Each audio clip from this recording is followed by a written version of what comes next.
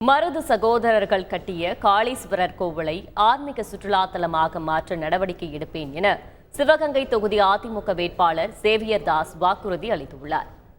மரவமங்கலம் பகுதியில் தீவிர வாக்கு சேகரிப்பில் ஈடுபட்ட அவர் சிவகங்கை வரை வரும் பெரியார் பாசன கால்வாயை காளையார் கோவில் வரை நீட்டிக்க முயற்சிப்பேன் எனவும் அரசு கல்லூரி அமைக்க குரல் கொடுப்பேன் என்றும் கூறினார். 30 ஆண்டு காலமாக செய்ய முடியாத திட்டங்களை இப்போது செய்து கொடுப்பார் என்று எப்படி நம்ப வேண்டியிருக்கு?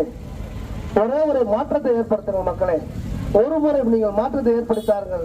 இந்த பகுதிக்கு அடிப்படையான தேவைகளை நான் கண்டிப்பாக உங்களில் ஒருவராக இருந்து பூர்த்தி செய்வது என்பதை நேரத்தை தெரியப்படுத்திக் கொள்கிறேன். திருநக்காளீஸ்வரர் கோயில் ஆன்மீக சுற்றுலா தலமாக மாற்றுவதற்கு முயற்சி எடுப்பேன் என்பதை இந்த நேரத்தை சொல்றேன். மாவட்ட அரசு ஆசிரியர் பயிற்சி மையம் மேம்பாடு செய்வதை நடவடிக்கை எடுப்பேன். சிவகங்கை வரை வரக்கூடிய பெரியார் கால்வாய் திட்டம் பாசன வசதியை செய்து தருவேன் என்பதை இந்த மரவமங்கல் வார்த்தையிலே நான் உங்களை முத்தையில தெரிவித்துக் கொள்கிறேன்.